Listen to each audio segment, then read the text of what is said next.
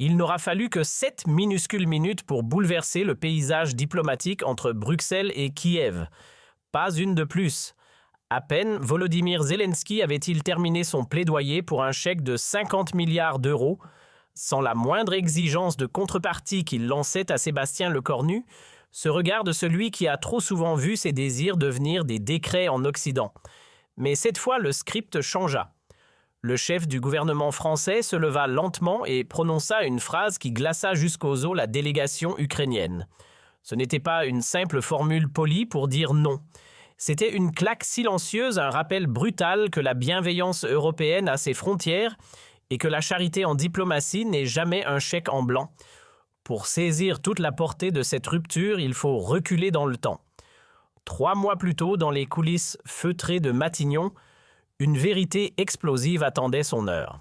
Ce 20 juin 2025, à 16h tapantes, l'air était aussi lourd que les dossiers étalés devant Sébastien Lecornu. Bruno Le Maire venait de lui remettre des documents ultra confidentiels issus de la Cour des comptes européenne. Et ce que Lecornu y découvrit allait dynamiter toutes ses convictions derrière les discours héroïques de résistance, se cachait une mécanique huilée de détournement de fonds. L'aide européenne supposée soutenir une nation en guerre alimentait en réalité un réseau tentaculaire de corruption à grande échelle. Préparez-vous à tomber de haut, monsieur le Premier ministre, lâcha Bruno Le Maire d'un ton pesant en déposant lentement le dossier sur le bureau. Ce que vous allez découvrir va faire vaciller vos nerfs. Après 2 ans de brouillard, on a enfin remonté la trace de chaque centime expédié par l'Europe à l'Ukraine. Ce qu'ils découvrirent ressemblait à un scénario de film noir, un siphonnage méthodique, une mécanique huilée du détournement. Lecornu, les sourcils froncés, releva la tête comme s'il n'osait pas comprendre.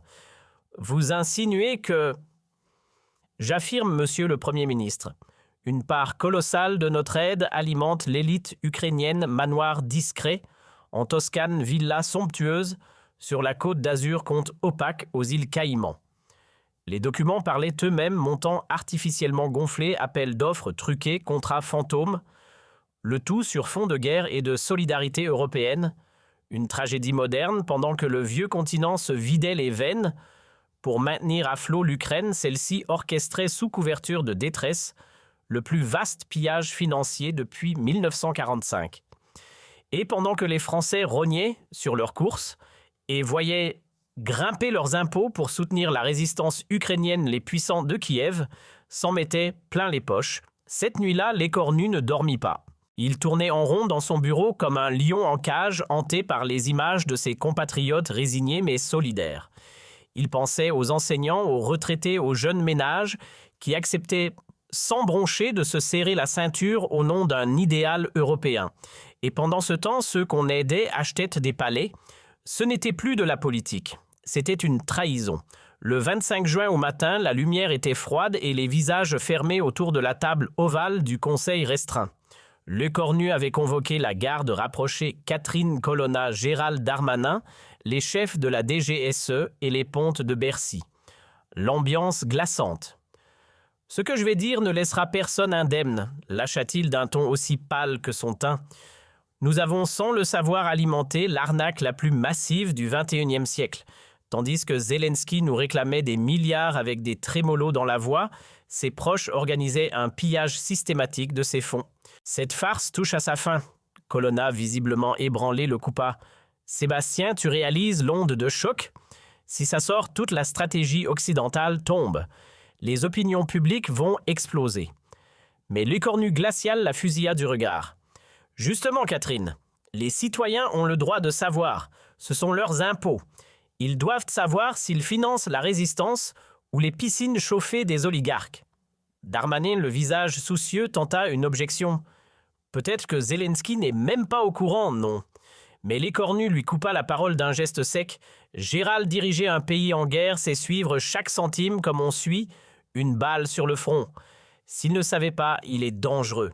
S'il savait, il est complice. Dans les 2 cas, il n'a plus droit à notre foi aveugle. Commencèrent alors plusieurs semaines de traque financière implacable. Chaque virement, chaque contrat, chaque ligne comptable fut auscultée. Et les chiffres qui remontaient était cauchemardesque. Sur les 15 milliards envoyés par la France depuis le début de la guerre, pas moins de 4 s'étaient volatilisés dans les poches des puissants. Résultat, l'argent du peuple français servait à s'offrir des palais sur la côte d'Azur, des yachts amarrés à Monaco et des penthouse à Mayfair. Pendant que les contribuables se serraient la ceinture, d'autres déboutonnaient leurs chemises au bord de piscines olympiques. Le 15 juillet, tout bascula avec un appel venu d'un téléphone crypté.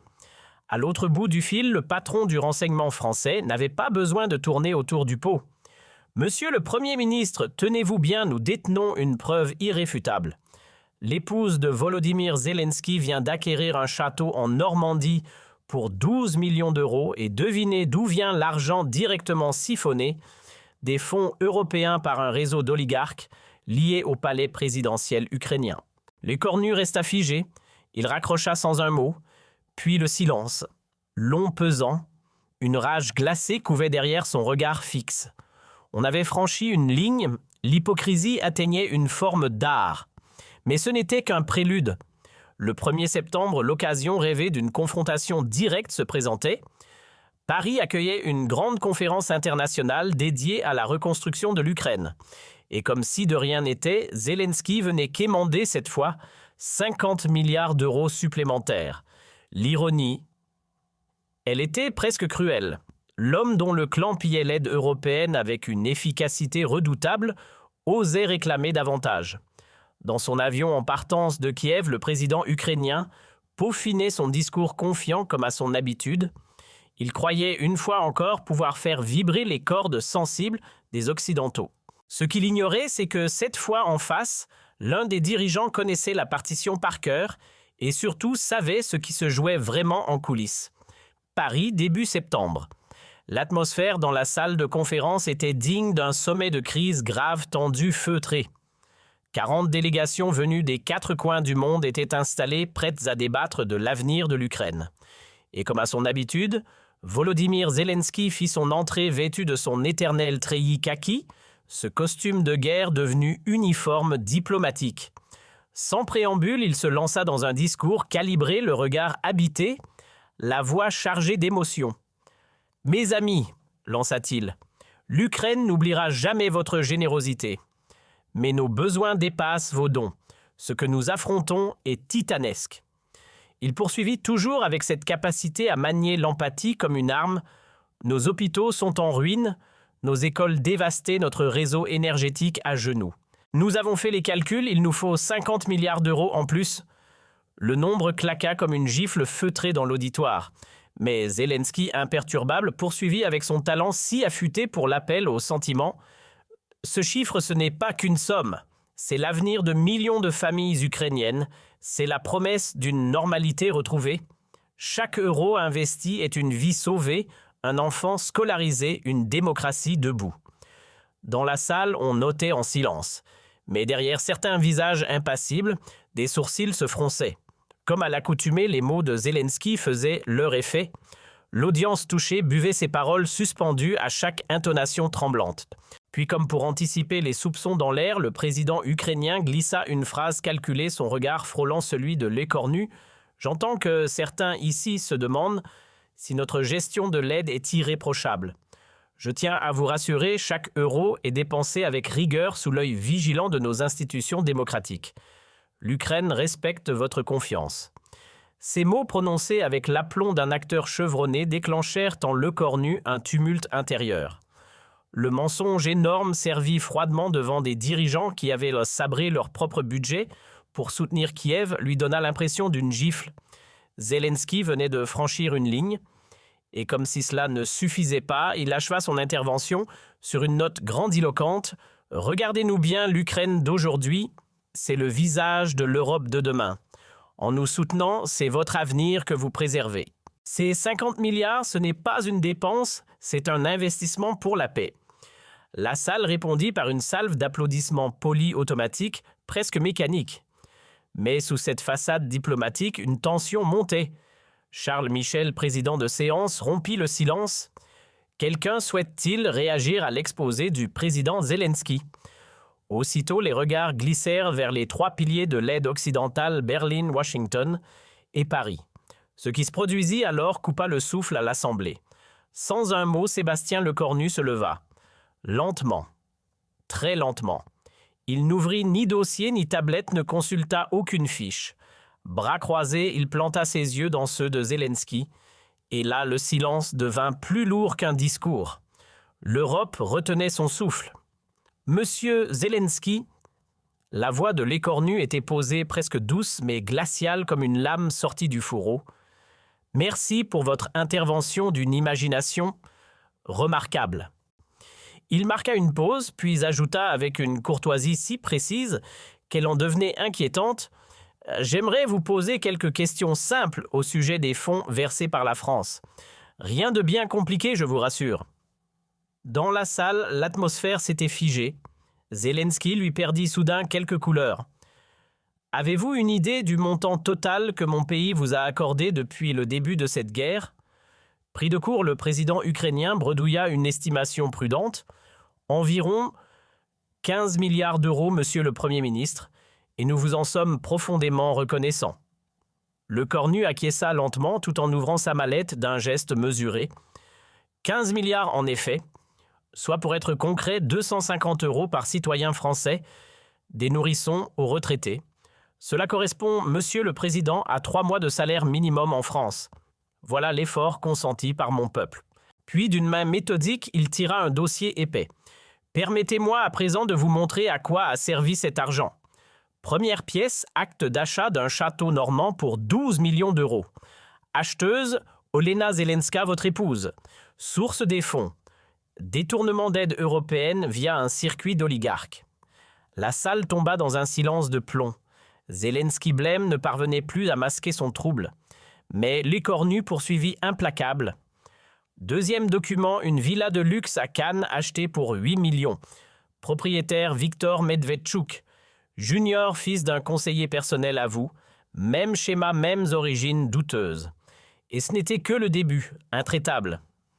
Un yacht de 25 mètres, 15 millions d'euros, lança Lecornu sans hausser le ton, mais chaque mot claquait comme une sentence.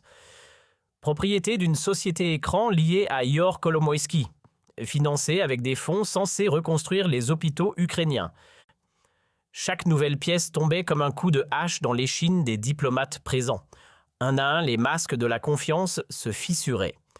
Lecornu releva calmement les yeux vers Zelensky, son regard aussi tranchant qu'un scalpel. En tout, monsieur le président, 4 milliards d'euros issus de l'aide française ont été détournés par votre entourage. 4 milliards, cela représente plus de 65 € dérobés à chaque Français, y compris ceux qui peinent à remplir leur frigo. L'accusation ne laissait aucune échappatoire, elle était glacée, précise, imparable. Zelensky tenta de s'accrocher à quelque chose. « Monsieur le Premier ministre, ces accusations, je ne suis pas informé. » Mais Lecornu l'interrompit net d'un geste à peine perceptible. « Pas informé. Vraiment, votre épouse achète un château avec de l'argent public et vous vous ignorez tout. » Dans la salle, l'effet fut instantané et ravageur. Des regards se croisèrent consternés. Certains diplomates s'emparèrent de leur téléphone pour prévenir leur capitale. D'autres griffonnaient nerveusement sur leur carnet. Tous venèrent de comprendre qu'ils n'assistaient pas à une simple conférence, mais à un tremblement de terre géopolitique en direct. Et Lecornu poursuivit sans lever la voix, mais avec une intensité glaciale. Et encore, ce n'est que le sommet de l'iceberg. Dois-je maintenant évoquer les 200 millions volés à l'aide humanitaire, les 500 millions évaporés dans des faux marchés d'armement, ou encore les 300 millions injectés dans des commandes de médicaments qui n'ont jamais été livrés. Le sol se dérobait sous les pieds de Kiev. Lecornu glissa une nouvelle feuille hors de son dossier comme on abat une carte maîtresse dans une partie déjà pliée.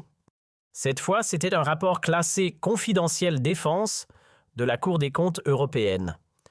Voici les chiffres que personne n'ose prononcer à haute voix, déclara-t-il.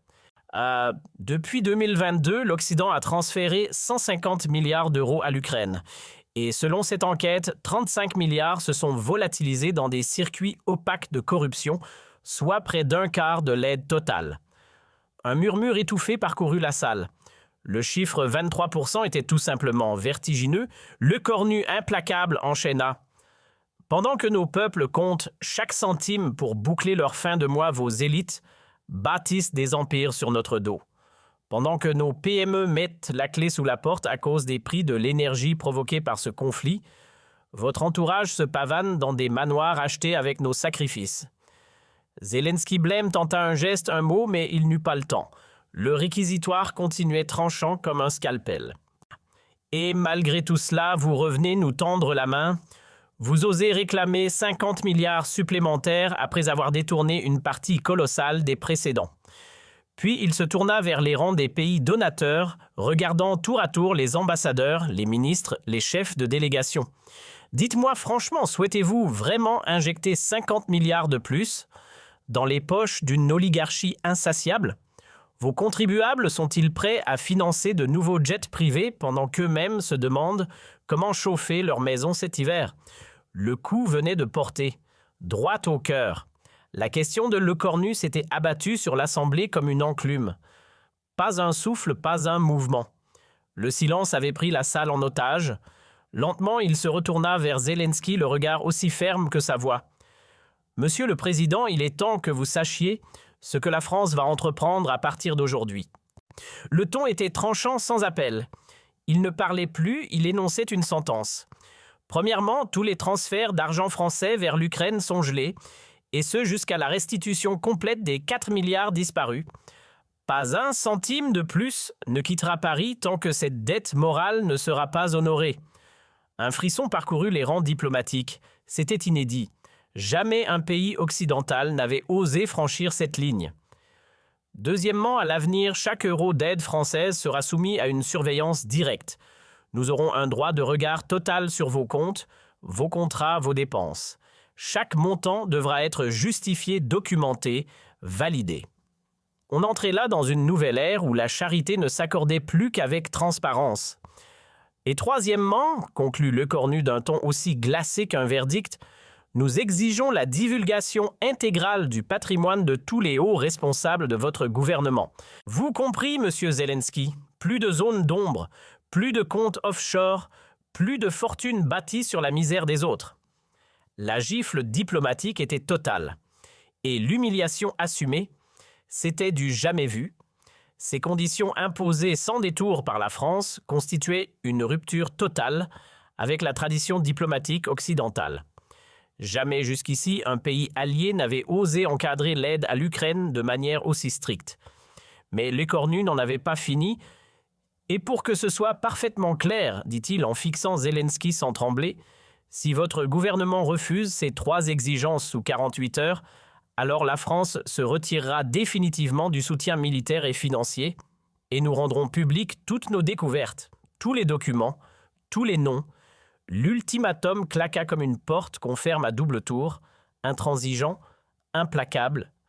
Zelensky blême ne bougeait plus, acculé, humilié en pleine lumière, coincé dans un dilemme impossible, accepter des conditions qui réduiraient à néant son autorité, ou refuser et perdre l'un de ses derniers soutiens majeurs. Lecornu, sans hausser le ton, conclut « Monsieur Zelensky, vous nous avez menti, vous avez sali notre confiance, vous avez profité de la générosité de peuples qui se privaient pour vous aider. Cette époque est révolue. Plus jamais l'aide occidentale ne sera un chèque en blanc. » Il regagna son siège. La salle était glaciale. Personne n'osait rompre le silence. Zelensky lui restait pétrifié, regard vide, souffle court. Pour la toute première fois depuis l'invasion, le président ukrainien venait d'être publiquement exposé. Et cette fois, il n'y avait ni discours ni drapeau pour le sauver. Dans les heures qui suivirent, le monde chancela. L'effet domino fut immédiat. L'Allemagne gela ses transferts. Les Pays-Bas suspendirent les aides.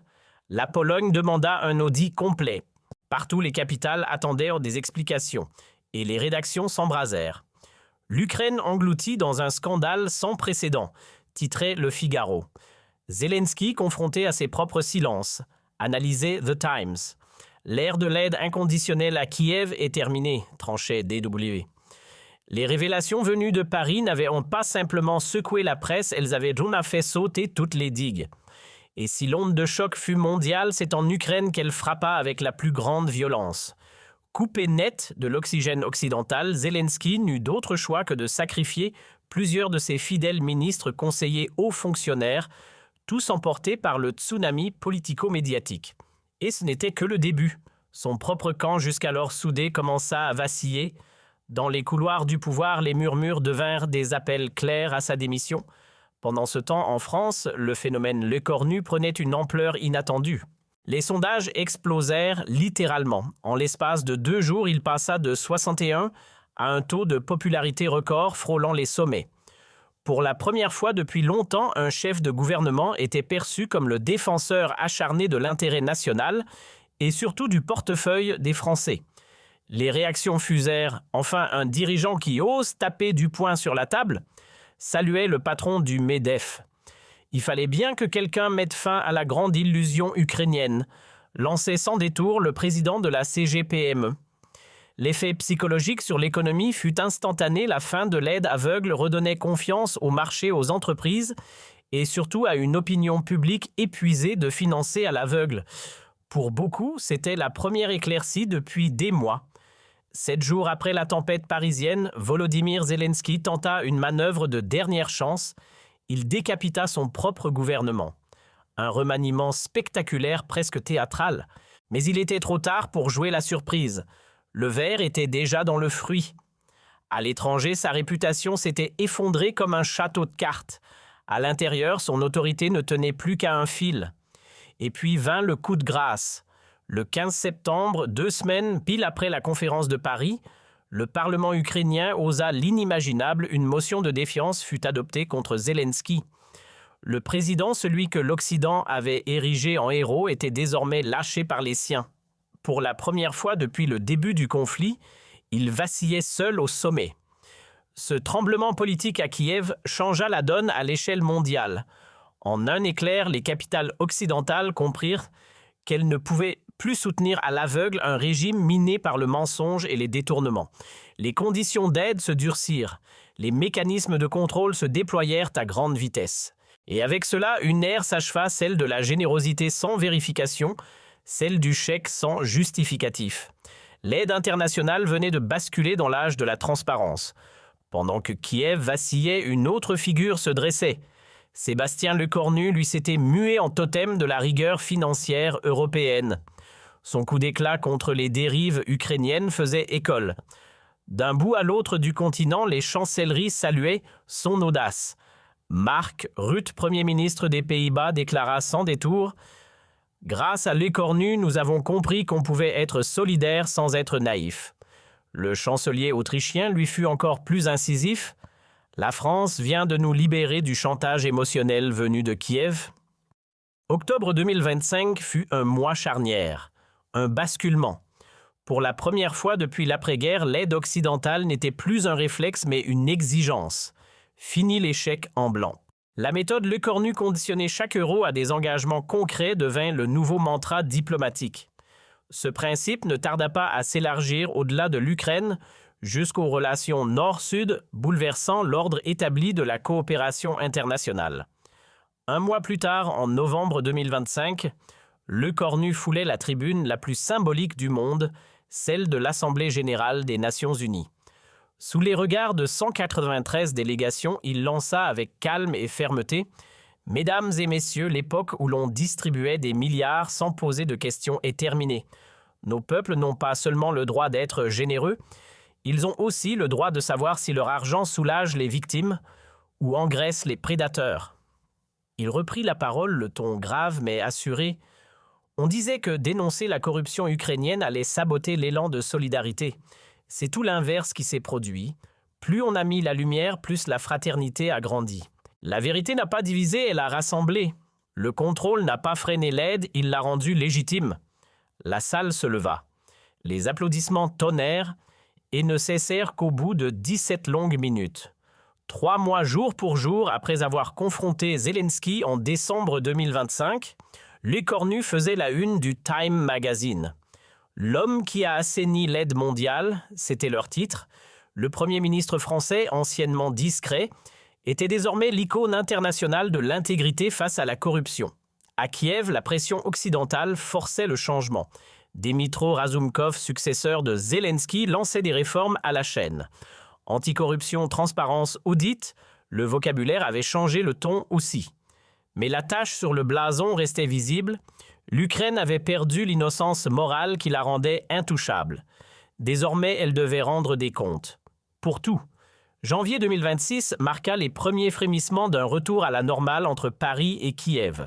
Mais cette fois, tout était différent. Fini la confiance aveugle. Place à un partenariat. Sous surveillance. Désormais, c'est la lumière qui remplace les zones d'ombre. La surveillance en lieu et place des chèques en blanc. Et l'exigence plutôt que l'automaticité. Le 15 mars 2026, pile 6 mois après le séisme diplomatique déclenché par sa prise de parole, Sébastien Lecornu posait le pied à Kiev. Cette fois, ce n'était plus Zelensky pour l'accueillir, mais son successeur Dmytro Razumkov. Il y a encore peu, une telle rencontre semblait impensable. Aujourd'hui, elle incarnait la reconnaissance par l'Ukraine de la nouvelle réalité. L'aide internationale ne se donne plus, elle se mérite. Face à la Rada, le Parlement ukrainien, Lecornu prit la parole. Son discours simple mais tranchant allait entrer dans l'histoire. Honorable député, la France est prête à bâtir un nouveau partenariat avec l'Ukraine. Mais cette alliance doit se fonder sur la clarté, l'intégrité et la réciprocité. Le temps des faux-semblants est terminé. Le futur, c'est la transparence partagée. L'ovation fut immédiate. Ce n'était pas seulement la fin de l'ère Zelensky que le Parlement saluait. C'était la naissance d'un nouvel ordre moral dans les relations internationales. Et à son origine, il y avait un homme Lecornu qui avait osé faire ce qu'aucun dirigeant n'avait tenté depuis des décennies, fixer des règles à l'aide mondiale. Mais l'histoire, comme toute bonne saga politique, ne s'arrêta pas là. Ce que personne n'avait vu venir ou que certains avaient préféré ignorer, c'est que la bombe lancée par Lecornu allait déclencher un séisme bien plus vaste. Dans les coulisses feutrées de Bruxelles, Ursula von der Leyen avait discrètement lancé une opération d'envergure. Objectif passé au crible, l'intégralité de l'aide européenne mondiale. Audit total. Aucun pays, aucun programme n'était épargné. Le 20 mars 2026, elle recevait dans son bureau capitonné le rapport final de ses équipes. Son directeur de cabinet entra le visage grave, un dossier rouge à la main. « Madame la Présidente, l'Ukraine, c'était juste l'arbre qui cache une forêt en feu. Nous avons trouvé des schémas de corruption similaires dans 23 autres pays. » Le choc fut brutal. Ce qu'on croyait être un cas isolé révélait en réalité un système global de détournement. Ce jour-là, une certitude s'effondra. L'aide internationale telle qu'elle était conçue depuis des décennies était en faillite morale. Face à ce désastre, l'Union européenne prit une décision historique. Les principes de Lecornu devinrent la norme, chaque euro serait désormais traçable, chaque versement vérifié, chaque abus puni sans délai. Une nouvelle ère venait de naître, celle d'une solidarité conditionnée, surveillée, assumée. La générosité, oui, mais sous contrôle. À Paris, alors que le monde découvrait à peine l'ampleur du scandale Lecornu, lui recevait une bombe encore plus spectaculaire. Une nouvelle qui allait faire trembler les palais dorés des oligarques. Le chef de la DGC, service secret en ébullition, entra dans le bureau du Premier ministre visiblement exalté. « Monsieur le Premier ministre, nous avons localisé les comptes au fur. Tous les fonds détournés y dorment encore. Bonne nouvelle, ils sont récupérables. » Lecornu leva les yeux presque incrédule. « Vous êtes en train de me dire qu'on peut récupérer l'intégralité des 4 milliards ?» « Exactement. L'argent va rentrer. Et pas dans les poches d'un ministre cette fois. » Le 1er avril 2026, devant une nuée de caméras, Lecornu monta à la tribune. Non, ce n'était pas un poisson d'avril, la France annonçait fièrement avoir récupéré la totalité des milliards volés par les réseaux ukrainiens, un coup de théâtre historique. Une première mondiale. Jamais un État n'avait réussi à remettre la main sur des fonds internationaux détournés à si grande échelle. Pour les Français, ce fut une révélation. On pouvait donc retrouver leur argent. On pouvait punir les voleurs même s'ils portaient des costumes 3 pièces et parlaient de démocratie à Bruxelles. Ce succès flamboyant marquait un tournant. La population, longtemps désabusée face à la corruption internationale, retrouvait peu à peu foi dans l'idée même de solidarité. Lecornu n'avait pas seulement récupéré des milliards, il avait relancé une idée qu'on croyait morte, celle de justice dans l'aide internationale. Mai 2026. 8 mois après le choc diplomatique de Paris, le téléphone de Lecornu sonne. Pas un ministre, pas un conseiller. Non Barack Obama en personne depuis son bureau de la Fondation à Chicago. Sébastien, ce que vous avez fait, aucun de nous n'avait eu le cran. Vous avez redonné un sens à la notion d'aide internationale. Ce que vous avez osé face à Zelensky, c'est une leçon pour le monde entier. L'Amérique n'oubliera jamais. Ces mots soufflés par l'icône de 2 mandats à la Maison-Blanche n'étaient pas anodins. C'était plus qu'un hommage, c'était une reconnaissance planétaire.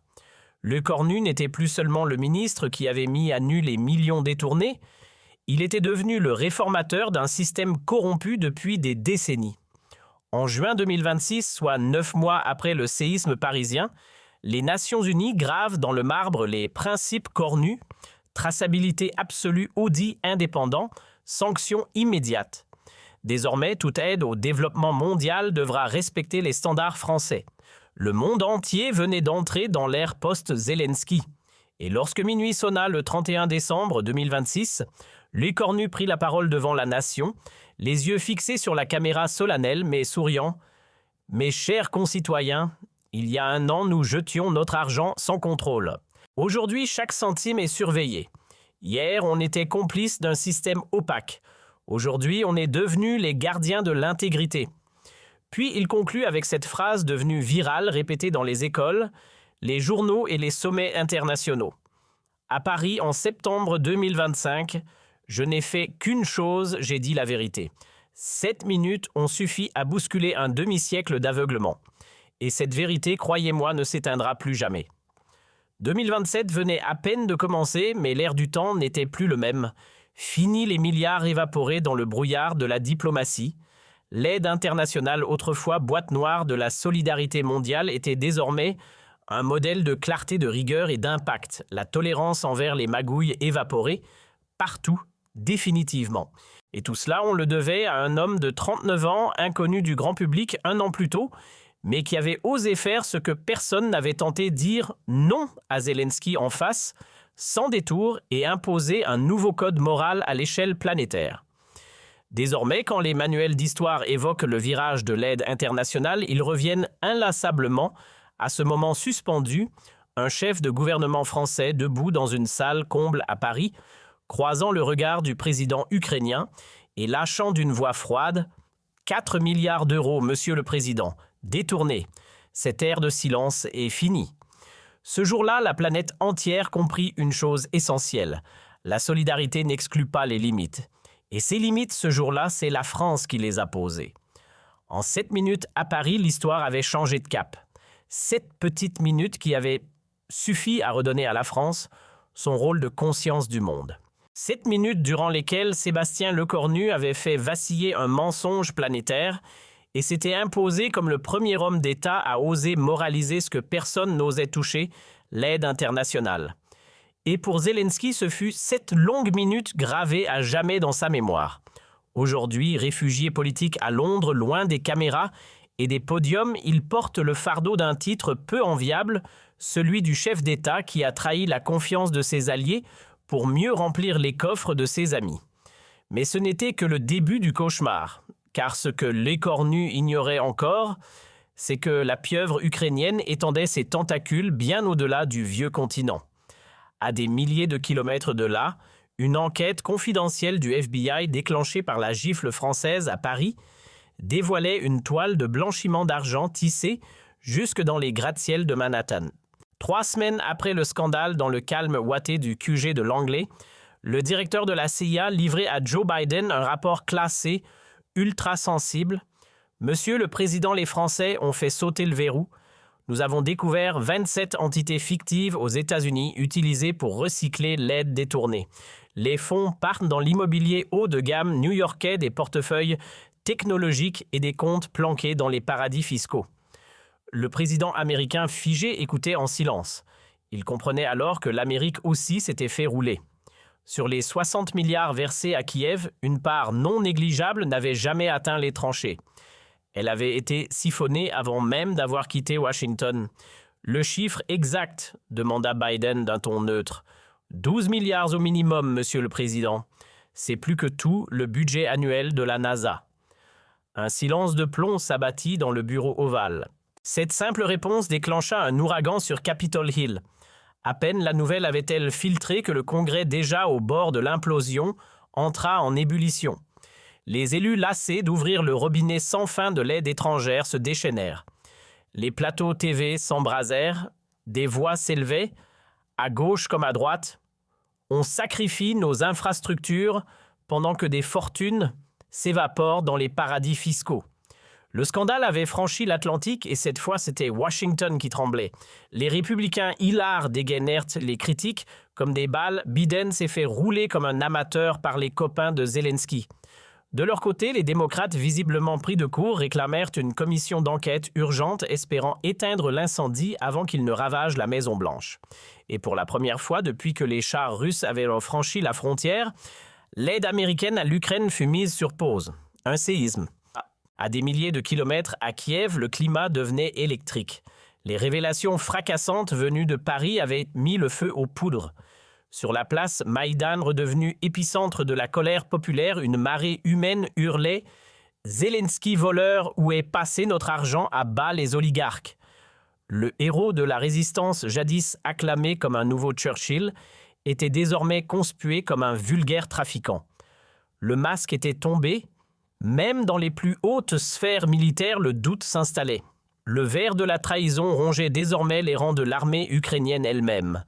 Dans les coulisses, plusieurs généraux grinçaient des dents, leurs soldats manquaient de gilets pare-balles tandis que certains hauts responsables s'offraient des domaines en Provence.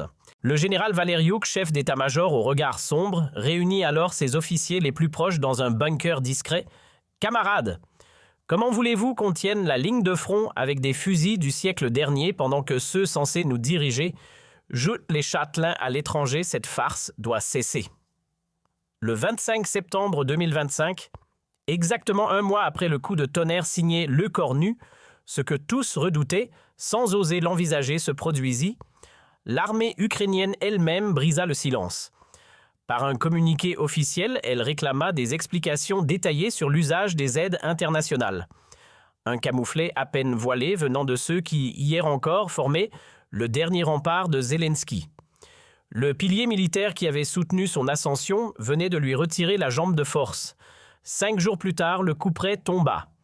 Le 30 septembre, la Rada vota sa destitution avec une majorité sans appel. Le héros de l'Europe face au Kremlin chutait non sous une frappe russe, mais sous l'effondrement de sa propre duplicité dévoilée au grand jour par un Premier ministre français.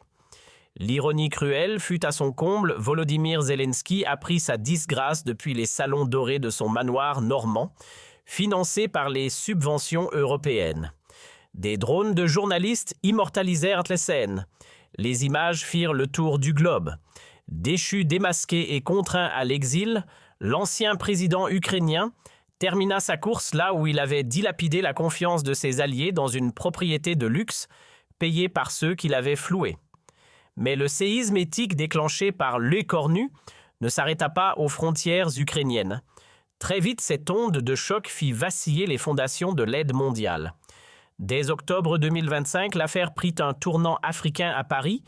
Les services découvraient que plusieurs pays subsahariens profitaient des mêmes failles pour siphonner les aides françaises. Au Sénégal, à Madagascar, en Côte d'Ivoire, les noms tombaient chefs d'État, ministres, hauts fonctionnaires. Le palmarès de la corruption s'internationalisait et Le Cornu, tel un procureur devenu stratège global, saisit l'opportunité pour étendre son combat. Le 15 octobre, il monta à la tribune pour annoncer une création inédite, une agence française de surveillance des aides internationales, armée de pouvoirs d'investigation exceptionnels et d'un mandat clair traquer chaque euro partout où il s'égare. Il fallut désormais montrer patte blanche pour recevoir un seul centime. De l'aide française, contrôle inopiné, déclaration de patrimoine obligatoire, traçabilité totale des fonds. Fini les transferts sans question, bienvenue dans l'ère de la méfiance éclairée. Mais la France ne fut pas la seule à ouvrir les yeux. En Allemagne, on tomba de l'armoire 2 milliards d'euros, avaient discrètement glissé dans les poches, bien garnies de potentats africains. Outre-Manche, le Royaume-Uni dévoila à son tour des circuits opaques en Asie. les Pays-Bas, l'Italie, la Suède, tous les donateurs découvrirent soudain l'ampleur de la mascarade qu'ils avaient alimentée les yeux fermés pendant des années. La prise de conscience mondiale s'amorçait. Brutale, nécessaire. Le réveil mondial ne fut pas qu'une prise de conscience, ce fut un séisme tectonique dans les institutions de l'aide. L'OCDE, d'ordinaire aussi réactive qu'un paquebot en panne, proclama fièrement les normes, le corps nu comme nouveau code moral universel. La Banque mondiale, longtemps aveugle à la destination des milliards, réécrivit ses règles de prêt. Le FMI, réputé pour ses exigences molles, resserra brusquement la vis. On ne signait plus de chèques sans lire les petites lignes.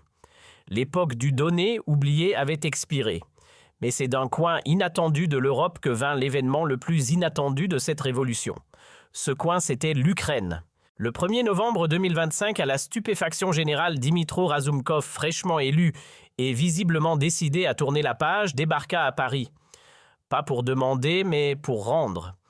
Dans les salons dorés de Matignon, il prit la parole d'une voix grave. « Monsieur le Premier ministre, je viens au nom de mon peuple. Pas pour implorer, mais pour réparer. L'Ukraine que je dirige n'a rien à voir avec celle d'hier. Nous rembourserons chaque centime, les 4 milliards envolés, avec intérêt. Il est temps que l'honneur de notre nation cesse d'être hypothéqué par la honte de nos anciens dirigeants. » La salle sidérée découvrit que même les nations peuvent avoir des remords. Les caméras du monde entier braquées sur cette scène parisienne avaient capté bien plus qu'un simple geste diplomatique, c'était un acte fondateur. Avec ce pardon solennel retransmis sur toutes les chaînes, le corps nu ne gagnait pas une bataille, il emportait l'adhésion planétaire. L'année 2026 le confirma sans ambiguïté, les principes imposés par le tribun français étaient devenus la nouvelle norme. Fini les valises de billets sans destination. Désormais, chaque euro comptait, chaque centime avait une mission. Les ONG respiraient, les populations bénéficiaires voyaient enfin arriver l'aide et les détournements autrefois endémiques s'effondraient de 80%. Ce n'était plus de la solidarité, c'était de la justice économique. Et cette justice avait un visage. Puis en mars 2026, la consécration tomba comme une épée dans le silence des institutions. Le prix Nobel de la paix fut attribué à Sébastien Lecornu. Une première pour un homme d'État français depuis des décennies. Le comité Nobel, d'ordinaire avare en compliments, publia un éloge rare. En imposant transparence et rigueur là où régnait le flou, Sébastien Lecornu a transformé l'aide internationale en un outil réel de lutte contre la misère. Son combat contre les systèmes corrompus a redonné de la dignité à des milliards. Ce jour-là, la morale eut droit à une médaille. Debout devant le monde entier dans la solennité feutrée de l'auditorium d'Oslo, le corps nu livra un discours qui allait traverser les générations. Sa voix posée résonna comme un serment universel. « Ce trophée n'est pas le mien. Il revient à ceux qui ont refusé de laisser la générosité servir de festin à la voracité. Il est pour chaque citoyen qui demande des comptes sur chaque centime donné. Et surtout, il est pour les oubliés de ce monde, les vrais démunis, trop longtemps dépossédés par ceux qui portaient le masque du besoin. » Ce soir-là, la morale prit le micro. À partir de ce jour, tout changea. Le corps nu n'était plus un simple Premier ministre, il était devenu la boussole morale de la planète. On le consultait à Washington, on l'écoutait à Berlin, on l'imitait à Tokyo. Dans les palais diplomatiques, son nom circulait comme celui d'un arbitre de justice mondiale. Et la France, elle n'était plus seulement la patrie des Lumières. Grâce à cet homme, elle reprenait son rôle historique, être la voix qui rappelle au monde que la dignité humaine commence par l'intégrité de ceux qui aident. À Paris, on ne parlait plus seulement des droits de l'homme, on défendait désormais le droit à une aide propre. Le sommet de cette épopée arriva en juin 2026. Dans un élan sans précédent, l'Assemblée générale des Nations unies adopta à l'unanimité un texte historique, la Déclaration universelle des droits des donateurs. Oui, vous avez bien entendu, après 70 ans à défendre les droits des receveurs, le monde se rappelait enfin que ceux qui donnent ont eux aussi des droits. Inspirée mot pour mot des principes posés par Lecornu, cette charte marqua un tournant éthique. Elle énonçait noir sur blanc. Article 1. Chaque pays donateur a le droit absolu de savoir où va chaque centime de son aide. Article 2. Voler l'aide destinée aux pauvres, c'est commettre un crime contre l'humanité. Article 3. L'aide internationale n'est jamais un dû. Sans transparence, pas d'euro. Un texte simple, radical, révolutionnaire. 12 mois après avoir fait trembler Zelensky à Paris-le-Cornu contemplait les effets de son séisme politique. Une année avait suffi pour remodeler tout l'écosystème de l'aide mondiale. Désormais, on donnait mieux, on surveillait davantage et surtout on respectait autant ceux qui donnent que ceux qui reçoivent. Et les chiffres vertigineux, 47 hauts responsables corrompus balayés dans 34 nations. 23 milliards de dollars détournés, récupérés et enfin redistribués aux vrais nécessiteux. 20 agences de contrôle nées sur le modèle français. En l'espace d'un an, la doctrine Le Cornu s'était transformée en standard global. De l'Amérique latine à l'Asie du Sud-Est, on ne parlait plus de développement sans parler de la méthode française. Cette métamorphose mondiale n'échappa pas aux citoyens français. Dans les sondages, 94% des Français se déclaraient favorables à la nouvelle doctrine de leur Premier ministre. Une aide internationale, oui, mais à condition qu'elle soit surveillée au centime près. Ce fut un petit miracle politique. Les Français, pour la première fois depuis des générations, cessaient de râler contre l'aide étrangère. Ils y voyaient enfin un outil utile contre les morales. Et surprise même, l'économie nationale en profita. La France, auréolée de son image de gendarme de l'intégrité, vit ses entreprises rafler des marchés aux quatre coins du monde. Grâce à Le Cornu Made in France, rima soudain avec fiabilité, transparence et succès économique. Décembre 2026. 15 mois s'étaient écoulés depuis le clash parisien. Et depuis son exil doré à Londres, Volodymyr Zelensky accepta enfin de parler. Sur la BBC, dans un entretien froid et sobre, l'ex-héros de Kiev passa aux aveux « Le Cornu avait raison. J'ai laissé la corruption gangréner l'État. J'ai failli à la confiance de l'Occident. Je porterai cette faute comme un fardeau toute ma vie. » Ce mea culpa tardif projeté sur tous les écrans de la planète mit un point final symbolique à l'ère de l'aide naïve. L'homme qui se présentait jadis comme un martyr devint par ses propres mots le fossoyeur de la solidarité internationale. Le rideau tombait définitivement. Le 31 décembre 2026, sous les dorures du salon de Matignon, Sébastien Le Cornu s'adressa une dernière fois à la nation pour clore une année, pas comme les autres. Le ton était calme, mais le message historique. Il y a 15 mois, notre argent s'évaporait dans des paradis fiscaux sous prétexte d'aider. Aujourd'hui, chaque centime envoyé est comptabilisé, surveillé, utile. Ce n'est pas une réforme, c'est une révolution. Et puis, comme un point final lancé vers l'avenir, il livra cette phrase qui resterait gravée. L'ère des voleurs en costard qui pillaient l'humanitaire est morte. Nous avons réhabilité la générosité. Et cette générosité désormais intouchable deviendra la lumière des peuples oubliés. Le rideau se leva sur 2027, un monde nouveau né de l'intransigeance d'un homme qui avait osé dire non. Non au silence, non au détournement. Oui enfin à une aide internationale juste. Le message était clair et il survivrait au temps.